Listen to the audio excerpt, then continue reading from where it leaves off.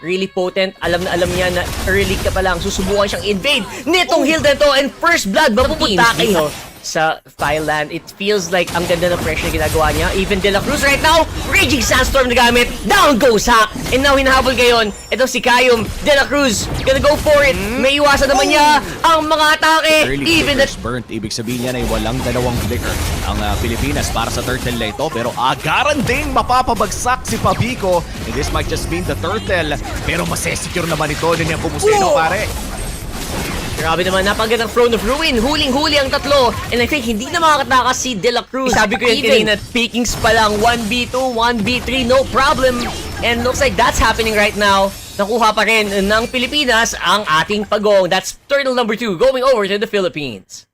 Wow, and Throne of Ruin connects only into one. Naghahanap sila ng laban doon sa likod. Pabico goes down. Makakatakas naman si Elton. Vinuya goes in for the Braves fighter. Flicker stun to Elton. At mukhang papasok na naman yung Alice doon sa likod. Naghahanap ng kill. Pero mukhang kakabit kay Soriano. Maghahati-hati doon sa mga shadow at masastun sa ilalim dito si Idrin. At mukhang babagsak na ata yung Alice. Pero grabe yung sustain. At grabe din yung paglabas. Pero si Nepomuceno doon sa likod. Masagot ng Malaysia.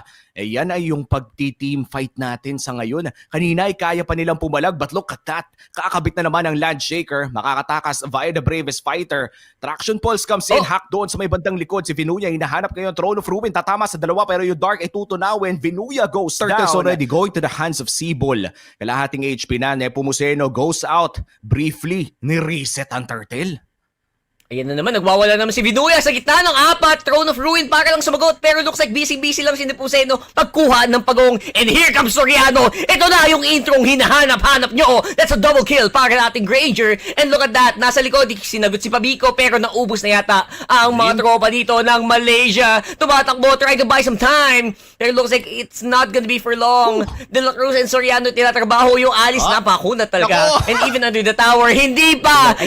All Vinuya's doing is trying to buy some time para lang magkaroon ng mas magandang DPS. Look at that. That's a beautiful Raging Sandstorm. Pero masasagot naman sa likod. May magandang entrada si Kayum dito. So nagulo yung backline attackers ng Pilipinas. Papatras ngayon. And looks like sasayaw-sayaw. Nagkakapirmahan na. Killing spree para kay Nepomuceno. He's making a run for it. Hindi tatama yung mga stunts. And nice dodge using the forward throws. And may sagot pa si Vinuya. Muntikan na kayong maubos, Marigoy. Vinuya with the answer of the bravest fighter. And that's a killing spree. Soriano. Pero mukhang hindi pa niya itutuloy ito.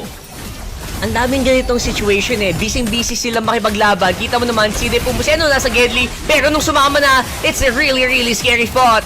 That's gonna be a very beautiful fight. Ang gandang entrado lang kay Edrin. Si Hack naka-shutdown na. Nahanap niya si Soriano.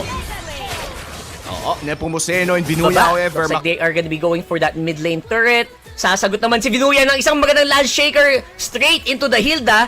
Trying to go for Hack as well, pero mimintis muna sa ngayon. Vinuya will be using another stun once more. Pero looks like the sustain will not be able to save. Alayo ang retry range ng dalawang jungler natin. Again, sobrang busy sila may pag-team fight. Nakalimutan mo, si Nepomuceno na nag-farm lang mula kanina pa. Si Vinuya na pinas doon sa gitna. Pero into the map control na hawak ng Pilipinas ngayon. Pero si Soriano, flicker, hila mula dito sa Ruby. Pero mukhang mapapatay pa dito si Kayum. Pabico doon sa may bandang likod. Yung Dark, hinahanap si Azik. Flicker in. Here comes the Lancelot. Pero mukhang 4v1 na ang labanan dito. Kaya susubukan ng tumakas dito ni Idrin. Kaso nga lang, nasa harapan na niya ang GOAT. At ang tanong, pabubuhayin ba siya? Mukhang oo. Na pagbibigyan muna dito ni Nepomuceno yung Alice, pare.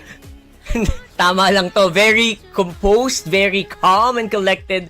Sabi nila, hindi natin kailangan magmaasim. Go for the turrets instead. Yun naman ang target natin. And pag nagawa mo yan, baka mas madali na ang kanyang laban. Especially later on. Pero si Hack nagamit na yung Shadow Kill. I don't know kung may way pa sila para mag-deal ng damage dito. Aside from the Throne of Ruin and the Alice. And late na dumating din dito yung Kimmy. Gamit yung Traction Pulse. Pero hinarap! Grabe namang outplay yun. The micromechanics of Vinuya. Grabe, hindi ko aasahan din kahit ako yung Kimmy. And now, it's gonna be unstoppable for Nepomuceno. Naubos na yung frontline nila. All alone na yung Kimmy. And look at that. Okay lang maalay si De La Cruz and Pabico doon.